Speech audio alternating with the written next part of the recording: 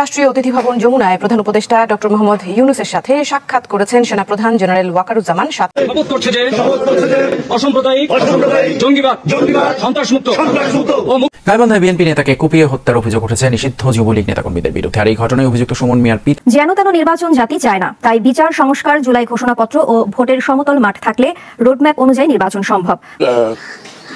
দলের পক্ষে অবস্থান দেওয়া হয়েছে। আপনারা জানেন যে সম্মানিত ভিউয়ার্স, আজকের ভিডিওতে আমি সমন আজমল বাড়ি আপনাদের সকলকে স্বাগত জানাচ্ছি।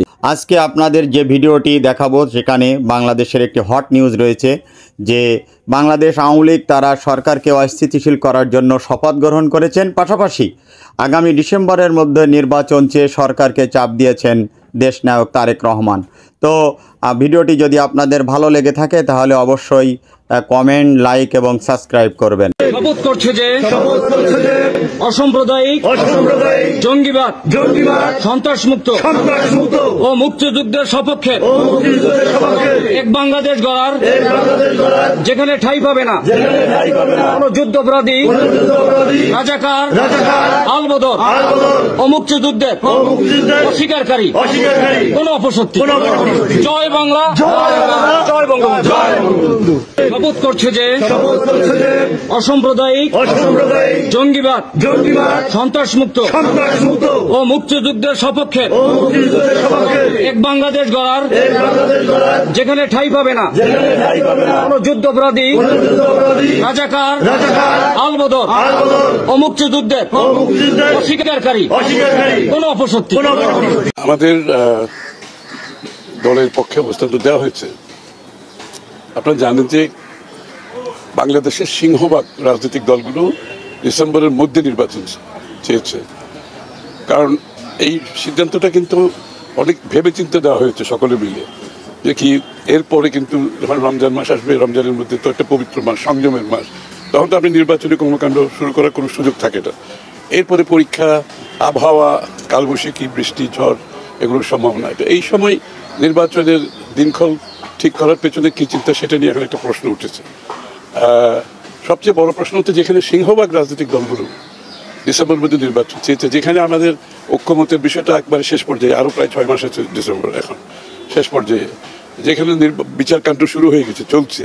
বিচার তো নিজের গতিতে চলবে, কোনো সরকার তো বিচার চালাবে না, পরবর্তী সরকার আসলে তারাও বিচার চালাবে না, বিচারের আওতায় আনতে পারে, কিন্তু বিচার চলবে বিচারের গতিতে। তো সুতরাং এর সব কিছু সিদ্ধান্ত যখন পরিষ্কার এসব ব্যাপারে, তখন হঠাৎ করে এপ্রিলে নির্বাচন নিয়ে যাওয়া, যেখানে সিংহভাগ রাজনৈতিক দলগুলো ডিসেম্বরের মধ্যে চেয়েছে এবং তারও আগে করা সম্ভব, আসলে সেপ্টেম্বর, অক্টোবর, নভেম্বরে নির্বাচন করা সম্ভব, তারপরও কেন নিয়ে যাওয়া হচ্ছে এটা নিয়ে তো এখন একটা বিভিন্ন সন্দেহের উদ্রেক করছে। এর পেছনে কি চিন্তা, কারা এটা প্রভাবিত করছে, যারা এটা প্রভাবিত করে সেই জায়গায় নিয়ে গেছে, তাহলে আগামী দিনে তারা এই সরকার তাদের প্রভাবমুক্ত থেকে নিরপেক্ষ নির্বাচন করতে পারবে, এই প্রশ্নটা এখন উঠে চলে আসছে। এবং একটা নিরপেক্ষ নির্বাচন আদৌ হবে কিনা, যেটার জন্য আমাদের প্রায় যাদের বয়স 35 হয়ে গেছে তারা গত 3-4টি নির্বাচনে ভোট দিতে পারেনি। তো সুতরাং এটা একটা গভীর সংকট সৃষ্টি করতে পারে বাংলাদেশের রাজনীতিতে, এবং এটার উদ্দেশ্য নিয়ে যথেষ্ট প্রশ্ন ইতিমধ্যে চলে আসছে, যেখানে আপনি সব ব্যাপারে ঐক্যমতের কথা বলা হচ্ছে এবং ঐক্যমতের ভিত্তিতে আমরা সংস্কার সম্পাদন করার দিকে যাচ্ছি সব কিছুর বেলায়। তো সেই ক্ষেত্রে নির্বাচনের দিনক্ষণ ঐক্যমতের বাইরে গিয়ে কোনো একটি ছোটোখাটো, এরা ছোটোখাটোটা বাধ্য, এটা দিও না, ছোটোখাটোটা কেটে দিও না, তাহলে হঠাৎ করে ঐক্যমতের বাইরে গিয়ে এটা সেই সিদ্ধান্ত কেন আসলো? একটা কথা মনে রাখতে হবে, দেশে যখন একটা নির্বাচিত সরকার থাকে তখন একটা বিশেষ সময় নির্বাচন হয়, নির্বাচনী দিনক্ষণ ঘোষণা করা হয়, একটা সময়সীমা আছে সব কিছু। এখন যেহেতু কোনো নির্বাচিত সরকার নাই, সংসদ নাই, সুতরাং সেই ক্ষেত্রে আপনি এটা করতে হলে আবারও ঐক্যমতের পরিপ্রেক্ষিতে, সকলের মতামতের পরিপ্রেক্ষিতে করতে হবে, এবং মতামতটা যেখানে ডিসেম্বরের মধ্যে মানে করার জন্য একটা স্ট্রং সিংহভাগ রাজনৈতিক দলের মতামত আছে অলরেডি। তো মতামত তো সৃষ্টি হয়েছে ডিসেম্বরের পক্ষে, সুতরাং ডিসেম্বরের পক্ষে যেটা মতামত সৃষ্টি হয়েছে সেই মতামতের বাইরে গিয়ে এপ্রিল কেন, এটাই তো প্রশ্ন। তাহলে কাদের স্বার্থে, এখানে কি অন্য কোনো চিন্তা আছে নাকি? এবং যাদের জন্য যদি সেই স্বার্থ উদ্ধারের জন্য আগামী দিনে নির্বাচন প্রশ্নবিদ্ধ হয়, তখন আপনি কী করবেন? এবং সেটা তো সেই প্রশ্ন উঠে গেছে যে এইভাবে এই সরকারের অধীনে প্রভাবিত না হয়ে একটা নির্বাচন হবে, এটাও তো প্রশ্ন হয়ে যাচ্ছে। কারণ কাদের জন্য এই সমস্ত নির্বাচন পিছিয়ে দেওয়া হচ্ছে, কাদের জন্য এই সুবিধা সৃষ্টি করা হচ্ছে, এদের এটা লাভবান কারা হচ্ছে? তাহলে কি আগামী নির্বাচনও কি এই এই এই যারা আছে তারা কি প্রভাবিত করে তাদের দিকে নিয়ে যাবে, তাদের মতো করে নির্বাচন করবে? কয়েকদিন ধরে কিছু মানুষের কার্যক্রম লক্ষ্য করছি, উদ্বেগের সাথে লক্ষ্য করছি যে তারা ইনিয়ে বিনিয়ে কিছু সাংবাদিক, ইনফ্লুয়েন্সার, সোশ্যাল মিডিয়া অ্যাক্টিভিস্ট, এরকম অনেকে দেখছি যে ইনিয়ে বিনিয়ে একটা জিনিস বোঝানোর খুব চেষ্টা করছে যে জিনিসটা খুবই হাস্যকর, বাংলাদেশে টো বলে কোনো কিছু নাই, ভারতীয় আধিপত্যবাদ এই দেশে কোনোদিন হয় নাই। এর সাথে আবার এমন কিছু রাজনৈতিক দলও এটাকে হাস্যকর পরিস্থিতিতে নিয়ে গিয়েছে যারাই এতদিন ধরে এই ভারতের গোয়েন্দা সংস্থা, ভারতের আধিপত্যবাদের বিরুদ্ধে কথা বলেছেন। তো ওই যে একটা কথা আছে না, যে যায় লঙ্কা সে হয় রাবণ, পরিস্থিতিটা অনেকটা এরকম। তো সুখ দেখলে দুঃখের কারণগুলো খুব দ্রুত ভুলে গেলে ওই সুখ কিন্তু বেশি দিন থাকে না, থাকবেও না। আমি একজনকে দিয়ে আজকে উদাহরণটা আপনাদেরকে দেব। এটা ওনাকে দিয়ে যদি দেই তাহলে মোটামুটি অন্যদের উদ্দেশ্যটা কি সেটা আপনারা নিজেরা যদি একটু চিন্তা করেন, ওইটার সাথে মিলালে সবগুলো বুঝে ফেলতে পারবেন। বিবি নুরুল হক নূর এই দেশের উদীয়মান একজন তরুণ রাজনীতিবিদ ছিলেন। তো ছিলেন কেন বললাম, সেটা হচ্ছে যদি সম্মুখ যোদ্ধা হিসাবে চিন্তা করেন, আমাদের চাইতে তিনি উৎকৃষ্ট মানের আওয়ামী বিরোধী একজন রাজনীতিবিদ বা যোদ্ধা যেটাই বলেন, অনেক কিছু করেছেন এবং তার প্রতিদানও বাংলাদেশের মানুষ তাকে দিয়েছে। অকুণ্ঠ ভালোবাসা, অপরিসীম ভালোবাসা নুরুল হক নূর পেয়েছেন। না চাইতেই তিনি টাকা পয়সা পেয়েছেন। আমি নিজেও আমার এখানে অনেক বন্ধু বান্ধবের কাছ থেকে মানে একটা বিশেষ সংগঠন তারা করেছিল, আমি নিজে বলছি ভাই ওদেরকে কিছু টাকা দেন। মাঝে মধ্যে এখান থেকে অনেক টাকা পয়সাও গিয়েছে, আমি নিজেও জানি। আমি নিজেও পার্টিসিপেট করেছি, আমার পকেট থেকে টাকাও দিয়েছি, তার পক্ষে কথা বলেছি, অনেক ভিডিওতে পোস্টে তার পক্ষে কথা বলেছি। তো উনি যেই ত্যাগ স্বীকার করেছিলেন সেটার জন্য উনি ওনার ভালোবাসাও পেয়েছেন। কিন্তু একটা জিনিস বলে রাখি, বিবি নুরুল হক নূর তিনি একজন সাহসী মানুষ। তিনি ঢাকা বিশ্ববিদ্যালয়ে যে সময়ে যেভাবে কথা বলেছেন, যেই মার খেয়েছেন, আমি নিজে হলেও মানে ভাহ মারার কিছু নাই, আমি নিজে হইলেও ওই ধরনের পরিস্থিতিতে ওইভাবে সামনাসামনি গিয়ে এই মারামারি মার খাওয়া এই পর্যন্ত টিকতাম কিনা আমি জানি না, তিনি সেটা করেছেন। বাট আরেকটা জিনিস বলে রাখি, পৃথিবীতে যত মানে চোর বাটপার ডাকাত, তারপরে প্রতারণার সাথে জড়িত যারা ছিনতাইকারী, সাহসী লোক কিন্তু আওয়ামী লীগের লোক কিন্তু সাহসী আছে, মানে বেশিরভাগ চোর বাটপার এই একটু উচ্ছৃঙ্খল টাইপের, হিংস্র টাইপের, যাদের ভেতরে কোনো মনুষ্যত্ববোধ কাজ করে, এই ধরনের লোকজন কিন্তু আওয়ামী লীগ করে বেশি। তো সাহস আছে, মার খেতে পেরেছেন, এটা দিয়ে সবকিছু পরিমাপ করা যাবে না। তখনই যাবে যখন আপনার সবকিছু দেশের জন্যই হবে। একটা সময় এসে মানুষের কাছ থেকে বিকাশের টাকা পয়সা নিয়ে ভাইকে গাড়ির ডিলারশিপকে করে দেওয়া, কাতারে যায় তারপরে ব্যবসা করা, দুবাইতে গোল্ড স্মাগলারদের সাথে ব্যবসার পার্টনার নেওয়া, এগুলি করলে ওই সাহসটা আমাদের কাছে মনে হইতে পারে দেশের জন্য না। আপনার নিজের ফেম, নিজের জেদ, নিজের ক্ষমতা আপনার কাছে নেওয়ার জন্য, ক্ষমতায় যাওয়ার জন্য আপনি এটা করেছেন। আপনি অস্বীকার করতে পারবেন যে আপনি মুসাদের সাথে দেখা করেন নাই, এটা অস্বীকার করতে পারবেন। আপনি অস্বীকার করবেন যে বলবেন যে আমি এটা দেখা করিনি, করতে পারবেন না। কেন করেছিলেন, কোন পরিস্থিতিতে? কোনো পরিস্থিতিতে আপনি করতে পারেন সেটা, কিন্তু আপনি করেছেন। আপনার বাংলাদেশের মানুষ আমার মনে হয় এর চাইতে বেশি কিছু আর দরকার নাই আপনার মতো একজন ভণ্ডকে পরিচয় করার, চেনার জন্য। ওইটাই এনাফ, গুড এনাফ। এখন এরপর আপনি রাজনীতি করছেন, আমরা কিন্তু তেমন কিছুই বলছি না। আপনার মতো আপনি করেন, সব চিটার বাটপার দিয়েই তো রাজনীতিটা চলছে এই দেশে। আপনার মতো আরেকটা ছোট চিটার যোগ হইলো, সমস্যা কোথায়? কিছু সময় তো আপনি হাসিনার বিরুদ্ধে কথাবার্তা বলেছেন, গুড, করেন, কোনো সমস্যা নেই। হঠাৎ করে এসে আপনি আমাদের বিরুদ্ধে কথা বলা শুরু করলেন। আপনাদেরকে বলে রাখি, ওনার সাথে তো আমার এই মানে গতকালকে ওনার সাথে আমার টেক্সট চালাচালি হয়েছে। উনি টেক্সট পাঠিয়েছেন, একটা মেসেজ পাঠিয়েছেন, কি বলতে চেয়েছেন এটা আমি শেষ অংশে বলছি আপনাদেরকে। তো ওনার সাথে ভালো সম্পর্ক। এর মাঝখানে একবার ওই যে মুসাদের সাথে দেখা করার পরে আমি ওনার বিরুদ্ধে একটা ভিডিও করেছিলাম, উনি কিভাবে মানুষের কাছ থেকে টাকা পয়সা টয়সা নেয় এটা নিয়ে। তারপরে আবার ওনার সাথে সম্পর্কটা উনি ভালো করেছেন। তা আমি চিন্তা করেছি খামাকে ওর সাথে ঝামেলা যাওয়ার দরকার নেই, ঝামেলা যায়নি। হঠাৎ করে এসে আপনি 2 দিন আগে বিদেশে বসে থাকা ইউটিউবার, ফেসবুকার এরা হচ্ছে গিয়ে বাংলাদেশে পরিস্থিতি খোলা করার চেষ্টা করছে। এটা আপনি আরো 10 মাস আগে বলেন নাই কেন? তখন দিয়ে আমাদের কাছে হেল্প চাইতেন, বিভিন্ন প্রোগ্রামের দিতেন, লিঙ্ক দিতেন, তখনই বলতেন। তখন বললে বুঝতাম যে না, আসলে আমরা কোথায় দেশে বিশৃঙ্খলায় তৈরি করতে চাই। আপনি সেখানে আরো কিছু খুব গুরুত্বপূর্ণ কথা বলেছেন। এই ল এন্ড অর্ডার এটা তো এখনো মব জাস্টিস দিয়ে চলছে অনেক ক্ষেত্রেই। সেনাপ্রধান কেন বলছেন যে এই সমস্ত মব জাস্টিস চলতে দেওয়া যাবে না, এবং আমরা নির্বাচনের কথা বলছি, উনিও নির্বাচনের কথা বলছে। এটা তো দোষের কিছু না। অযথা সেনাবাহিনীকে আপনার আরেকটা মুখোমুখি অবস্থানে দাঁড় করিয়ে একটা জনগণের মাঝে বিভ্রান্তি তৈরি করার তো কোনো মানে নাই। আজকে বিএনপির, আমি জানি না, আজকে এই আপনার এই বর্তমান তথ্য প্রযুক্তির এই যুগে সাইবার যুদ্ধ মোকাবেলা করার জন্য তাদের প্রস্তুতি কি?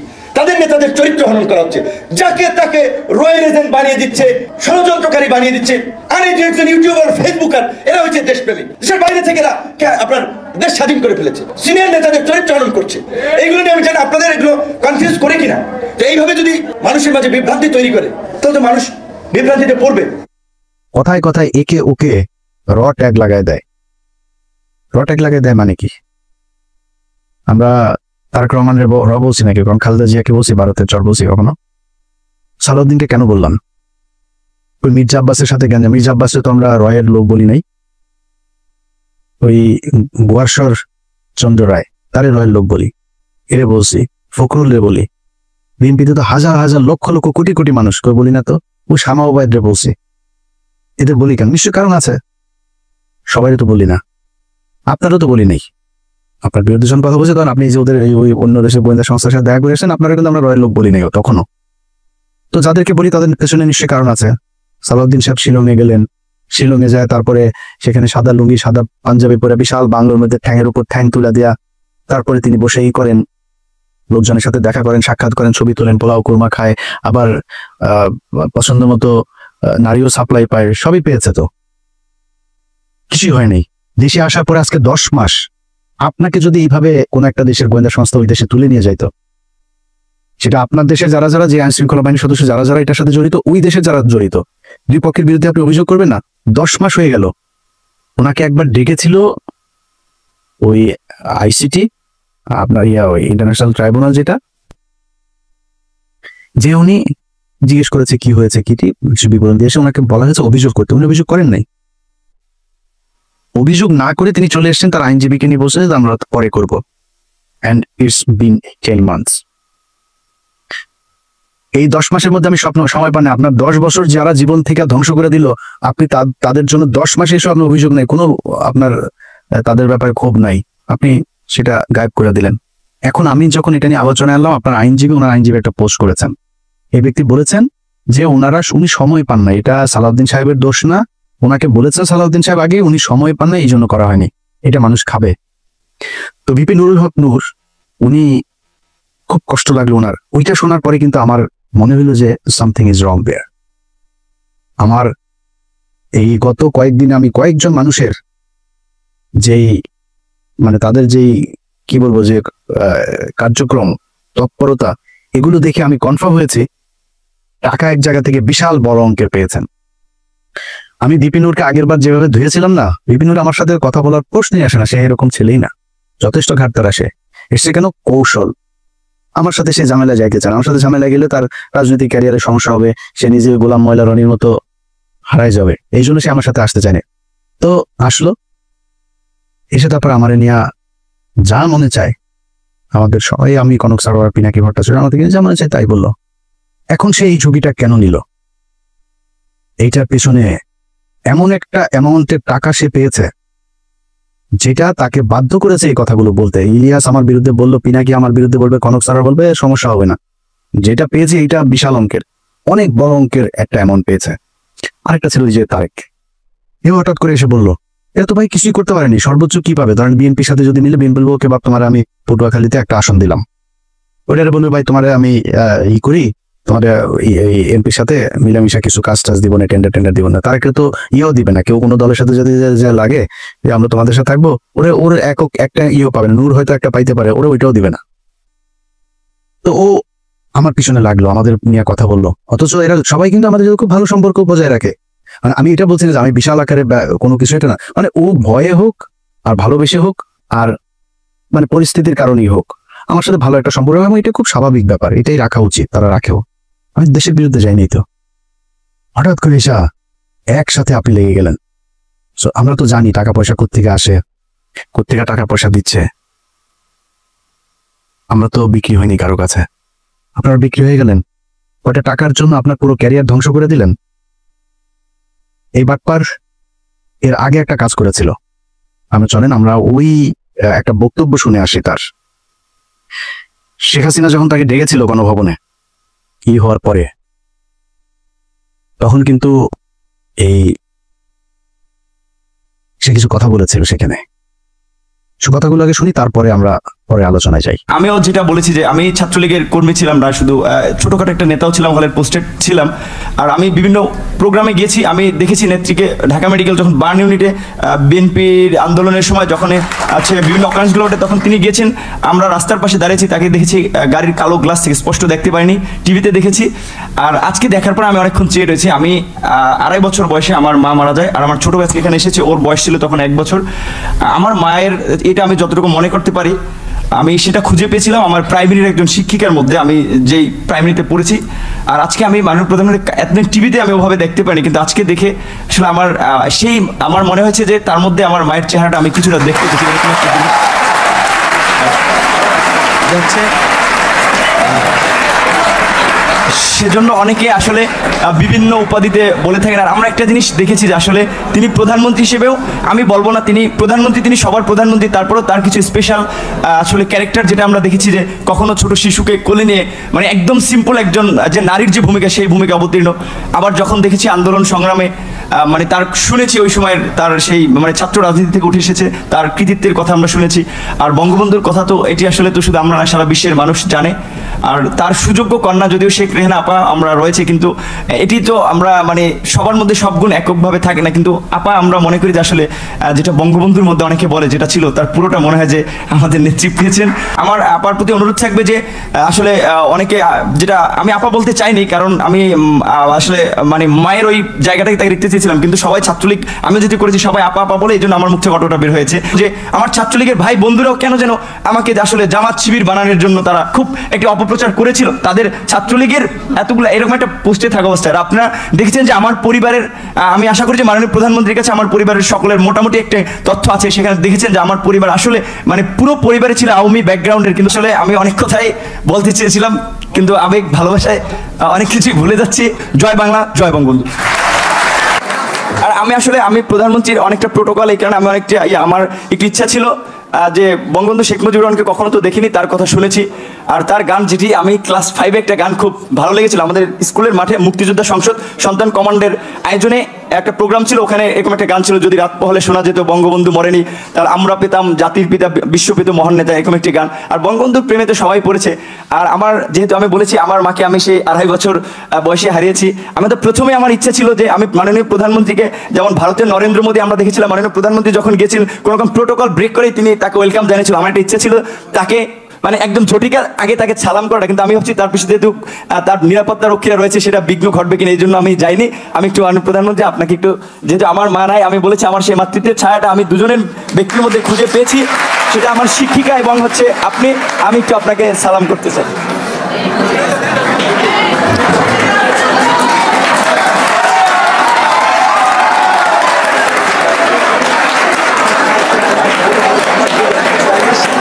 আচ্ছা, এই যে বক্তব্যটা সে দিয়েছে, এই বক্তব্যটা আপনারা শুনেন। এই বক্তব্যটার কনক ভাই তার ইউটিউবে 2 দিন আগে আরেকবার দিয়েছে, ওটার লিঙ্ক আবার আমি আমার ফেসবুকে শেয়ার দিয়েছিলাম।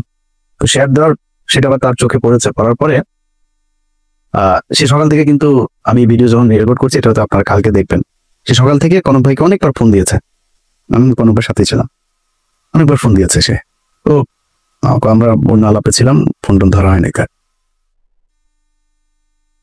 একটু পরে সে তার ফেসবুকে পোস্ট করেছে, এসব ইউটিউবাররা তার পিছনে আগেও লেগেছিল, সে পাত্তা দেয় নাই, একটা পোস্ট করেছে সে তার ফেসবুকে।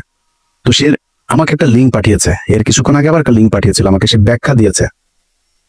সে ব্যাখ্যায় সে বলেছে, কি বলেছে চলেন ব্যাখ্যাটা আগে শুনি।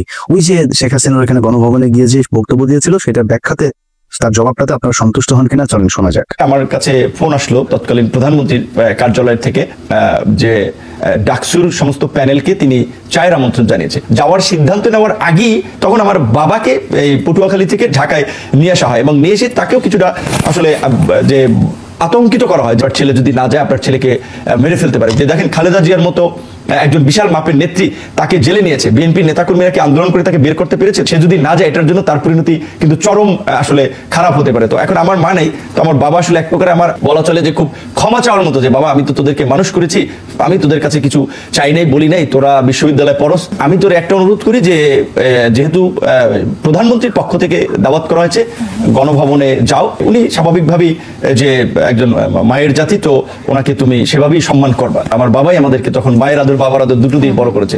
তখন আসলে আমি খুব একটা দায়বদ্ধতার মধ্যে পড়ে যাই যে আমার বাবার কথা বা বাবার একটা আকুতি বা আমি নিজে যে ক্যারেক্টারের বলা চলে সেটা আমার বাবার অনুরোধের কারণে। এবার আপনারা বলেন, তার এই যেটা সে বলেছে এটাতে আপনারা সন্তুষ্ট কিনা? আপনারা নিজের কাছে জিজ্ঞেস করেন। দেখেন, তাকে নাকি তার বাবাকে চাপ দিয়ে তারপরে তাকে সেখানে যেতে বাধ্য করেছে। বাবাকে আপনার কি মনে হয় বিপি নূর যা যা করেছে সেটা যদি সাজানো নাটক না হয়? আমার তো মনে হয় প্রতিটা ঘটনাতেই তার বাবা মাকে চাপ দিয়েছে। আরে ভাই, আমার বোনের হাজবেন্ডকে চাকরি থেকে বের করে দিয়েছে, আমার ভাইদেরকে একবার ওই জেলায় একবার ওই জেলায়, আমার ভাইরে কনস্টেবল আমার বাসার নিচে যায় দোতলা থেকে ডাক দেয়, এই নিচে নেমে আয় আমার ভাইরে। তো আমি ওইটার নাম টাম কোনো কিছু জানি না, ওই কনস্টেবল আর সার্ভিস বাজে ওরা আমি খুঁজতেছি যে কারা কারা গিয়েছিল ওই দিন। আমার ভাইরে ওরা তুই তো টুকারি করে কথা বলে তারপরে নিচে নামতে হচ্ছিল। আমি তো জানি যে প্রশাসন কি করে। আপনার আব্বারে ওই দিন প্রেশার দিল, আপনার হাতে পায়ে ধরলো আইসা, আর আপনি তার পক্ষে। আপনার বলছিল যে বক্তব্যের শেষে জয় বাংলা বলবেন, জয় বাংলা বললেন কেন? না, আপনার এখানে অ্যাটেন্ড করতে বলেছে, আপনি কি করতেন? বক্তব্যের শেষে আবার বললেন আপনি ওনার একটু পায়ে শুয়ে সালাম করতে চান। এটাও আপনার বাপরে বলছিল নাকি? বাদ দিলাম, এই দুইটাও বললাম যে তোর জয় বাংলা বলাইছে আর পায়ে ধরেও মাপছে বলছে, এটা দুইটা বলতে না তোর বাপের ডিম টিম দিব কিছু একটা বলছে। মানে আমি ওনার বাবার ডিসরেসপেক্ট করছি, মানে ওনার কথা অনুযায়ী ওনার বাবাকে নিশ্চয়ই মারধর করবেন, সরি ওইভাবে বলার জন্য। তো বললাম এটা আপনার বাবাকে মানে রিমান্ডে নিবে, মারধর করবে এরকম বলেছে। আপনার বলছিল যে আপনার মায়ের মতো শেখ হাসিনা, দুইজন মানুষ আপনি বড় হয়ে দেখেছেন আপনার মায়ের মতো শেখ হাসিনা, এর বিপি নূর। শেখ হাসিনা কারোর মায়ের মতো হইতে পারে না, এই পুরো দুনিয়ার মধ্যে ওই ওয়ান পিস। শেখ হাসিনার এই পিস আর সারা পৃথিবীতে জীবনে কোনোদিন জন্ম হয় নাই ফেরাউনের মতো, এটাই এক পিস, এটাই এখন এই পিস সারা দুনিয়ায় নাই, সামনে আর আসবেও না। তোর মার মতো দেখতে কেমন হলো? তুই কেমনে বুঝলি যে তোর, আর বলে যে সে ছোটবেলায় মারা গিয়েছে, ছোটবেলায় মারা যায় তোর মার এই বয়সে, ওর বয়সটা এখন 74 বছর বয়স, তুই এখন এসে কেমনে বুঝলি যে তোর মায়ের মতো? বললো এই যে নাটকগুলি, তো এগুলি তো আমরা বুঝি যে আপনি আগেও সেল হয়েছিলেন। সেদিন ওইখানকার এসএসএফ এর একজনের কাছে শোনা আপনি ব্যাগ নাকি নিয়েই বের হয়েছিলেন। সত্য মিথ্যা এটা আপনি বলতে পারবেন, কি হয়েছিল, কেন এত কিছু করেছিলেন? আমরা যেটা বলতে চাই, অ্যালার্মিং যেটা আপনি কি করেছেন না করেন সেটা একান্ত ভাই আপনার ব্যাপার। যেটা অ্যালার্মিং, এই ধরনের ছোট ছোট রাজনীতিবিদরাও যদি নাকি বিদেশি গোয়েন্দা সংস্থার টাকা নিয়ে সেই গোয়েন্দা সংস্থার পক্ষে কাজ করার জন্য এইভাবে উঠে পড়ে তারপরে লাগে, এটাই দেশের অস্তিত্বের জন্য চরম হুমকি। এই দেশের সেই 71 থেকে শুরু করে এই পর্যন্ত এই গোয়েন্দা সংস্থা ভারতীয় এরা আছে, ছিল, এরা থাকবেও, এদের কার্যক্রম এরা চালাই যাবে। এই যে 2 দিন ধরে আপনার জামায়াত নেতা এটিএম আজহার, তিনার মুক্তির পরে দেখবেন ওই যে 3-4 জন লোকজন নিয়ে তারপরে বাম এসে, সংস্কৃতিক কর্মী এসে, শিবিরের ভাইদের বলবো পাশাটা উদাম কইরা লাল বানায় দেবেন। যেটা নামে আসবে এই বিচার পৃথিবীর ইতিহাসের সবচাইতে নিকৃষ্টতম, এই ধরনের কোন ঘটনা ছাড়া ঘটনা বানায় এইভাবে জলজ্যান্ত মানুষকে একটা গণতান্ত্রিক দেশে কোন সরকার এইভাবে এই সভ্য সমাজে ফাঁসি দিতে পারে, এই নিকট অতীতে এই পর্যন্ত পৃথিবীতে এই ঘটনা ঘটে নাই, যেটা শেখ হাসিনা ঘটিয়ে গেছে। শুধুমাত্র রাজনৈতিক প্রতিদ্বন্দ্বিতার কারণে তাদেরকে হত্যা করা হয়েছে। আমি মনে করি এই জামায়াতের যে নেতাদেরকে হত্যা করা হয়েছে তাদের পরিবারের কাছে রাষ্ট্রীয়ভাবে ক্ষমা চাইতে হবে, এই বিচার কার্যের সাথে যারা ছিল তাদের সবার বিচার করতে হবে এবং ওই পরিবারকে যথাযথ ক্ষতিপূরণ দিতে হবে। এটার বিরুদ্ধে যারা যারা কথা বলছে এখন, যারা এই মাঠ গরম করার চেষ্টা করছে, সব কয়টা রয়ের টাকা খায় তারপরে করছে। তারা টাকা দেয়, এই যে সচিবালয় দেখেন ভাই, পাশার মধ্যে লাতিতে বার করে দেন সচিবালয়, চাকরি নেওয়ার জন্য পোলাপান বসে আছে, সচিব নাই তাও বানাইতে আপনার সময় লাগবে। আরে ভাই যেগুলি এখন আন্দোলন করছে, আর এই আন্দোলন করছে তাদেরকে যে আমি খুব বেশি দোষ দিব তা না, হঠাৎ করে এসে এই অধ্যাদেশ দেওয়ার কারণটা কি, এটা কেন দিল, এটার পেছনে আমার মনে হয় দেখা উচিত। তো এই মাঠ যারা গরম করার চেষ্টা করে এখন কোনো কারণ ছাড়া, এদের ব্যাপারে আমি মনে করি এনসিপি, জামায়াত ইসলাম, ছাত্রদল সবারই মাঠে থাকা উচিত, খুব তীক্ষ্ণ নজর রাখা উচিত। যে বিষয়টা নিয়ে কথা বলেছি সেটা দিয়ে শেষ করি ভাই। আপনাদের টাকা পয়সার দরকার আছে আমি জানি, ভিপি নূর আপনি অনেক সম্মান পেয়েছেন এই দেশে, আমার মনে হয় ওইটা নিয়ে সন্তুষ্ট থাকলে অনেক বেশি ভালো হইতো। অনেক টাকার মালিক হইতে পারেন নাই, অনেক টাকার মালিক হওয়ার দরকারও নাই। আপনার এক সময় টাকা পয়সা ছিল না, আপনার টাকা পয়সা দিয়ে এই দেশের মানুষ চালায় নাই, তখন কিন্তু এই দেশের মানুষ আপনার বিকাশ নূর বলে নাই। বিকাশ নূর এখন কেন বলে, এটা বলার একমাত্র কারণ হচ্ছে আপনি বিকাশে মানুষের কাছ থেকে টাকা নিয়ে দেশের বিরুদ্ধে কাজ করেছেন। দেশের পক্ষে কথা বলতেন, ভাই আমি খুব গর্ববোধ করবো আমার শেষ বয়সে যদি নাকি ধরেন আল্লাহ মাফ করুক এমন কোনো সমস্যা হয়, আমার মানুষ সাহায্য তুলে তারপরে আমার সেই সমস্যার সমাধান করতে হয়, আর চাই একটু কষ্ট থাকবে না। আমি এখানে বিশাল রাজকীয় জীবনযাপন করি না, এই যে কথা বলছি না, এই ছোট্ট একটা ঘরের মধ্যে ওই যে পেছনে দরজা, খুব সমস্যা হয় মাঝে মধ্যে, ওই রুম থেকে বের হইতে পারেন আমি ভিডিও তৈরি করার সময়, একদম আক্ষেপ নাই। ছোট বাসায় আছি, আলিশান জীবনযাপন করি না, সমস্যা নেই তো। তাহলে এতে চেয়ে একটু ভালো বাসায় থাকতে পারতাম। আল্লাহর মধ্যে যা খাইতে চাই খাইতে পারি, আল্লাহ সেই সুযোগ দিয়েছে। ভাই একটা পানি গেলার শক্তি নেই, বহুত হাসপাতালে যে খোঁজ নেন, বহু মানুষ পানিটা গিলতে পারে না, স্যালাইন দিয়ে তারপরে পেটের ভেতরে খাবার দেয়। আচ্ছা না, আল্লাহ খাওয়ায় তাই আপনি খাইতে পারেন। বিলিয়ন বিলিয়ন ডলারের মালিক, ডাক্তার বলে দিয়েছে খাইতে পারবা না, এই খাইতে পারবা না, পারে না। সব দিনে 2 বেলা খাইতে হবে, এতটুকু সবজি খাবা, এতটুকু রুটি খাবা, খাওয়া শেষ, আর কিছু খাইতে পারবা না। কয় টাকা লাগবে আপনার খাবার খাইতে? যা চাই তাই খাইতে পারি আল্লাহর রহমতে, আলহামদুলিল্লাহ। আর কি লাগবে? হয়তো সর্বোচ্চ ধরেন একটা বাড়ি দরকার, একটা গাড়ির প্রতি আমার একটা ফ্যাসিনেশন আছে, সর্বোচ্চ চেষ্টা করবো যদি জীবনে সুযোগ পাই একটা গাড়ি কিনবো ভালো দেখা। আর কি লাগবে? সচ্ছল চলাফেরা খাইতে পারলে হলো। আল্লাহ যেন মানে এমন কোনো পরিস্থিতি তৈরি না করেন নিজের দৈনন্দিন প্রয়োজন মেটানোর মতো টাকার জন্য যেন কারো কাছে যাইতে না হয়, শুধু এই পরিস্থিতিটা না আসলেই হবে। আপনারা চাইলে এটা করতে পারতেন। অনুরোধ, যেই সাপ নিয়ে আপনারা খেলছেন মাঝে মধ্যে খুব হাস্যকর মনে হয়, আপনাদের ওইখানে কিছু কলার টলার নিয়ে আপনাদের কাছে এটা হাসির খোরাক মনে হয়, মানে নিয়া এটা নিয়ে দেশের বিরুদ্ধে যায় না, কিছু টাকা পয়সার জন্য না এইভাবে দেশের সাথে বিট্রে করেন। গত 15 বছর এই দেশ রয়ের কারণে এইভাবে পরাধীন হয়েছিল, আমরা এটা ভুলে যাইনি। মুক্তিযুদ্ধ মারাইতে আসছেন, দেশের প্রতি প্রেম মারাইতে আসছেন, এখন দেশপ্রেম মারান, 71-এর রাজাকার টিয়ে দিয়া তারপরে এটিএম আজহারের বিরুদ্ধে ক্যাম্পেইন করেন। এত দেশপ্রেম কই ছিল আপনার? তোর বাপ যে বলছিল না যে এটা নাকি ভারত পাকিস্তান যুদ্ধ 71-এ, তোর বাপেদের বিরুদ্ধে মিছিল করছিল বাংলাদেশে, এই মুখগুলি খুঁজে বার করে একটাও করে নাই। এখন মাঠ গরম করতে চায়, আওয়ামী লীগের নামে তো আসতে পারে না, এই মুক্তিযোদ্ধা বালছাল এগুলির নাম দিয়া মাঠে এসা পাবেন না, এদানি দিয়া একদম পাশার চামড়া ওই গোপালগঞ্জাদের মতো লাল করে ফেলবে।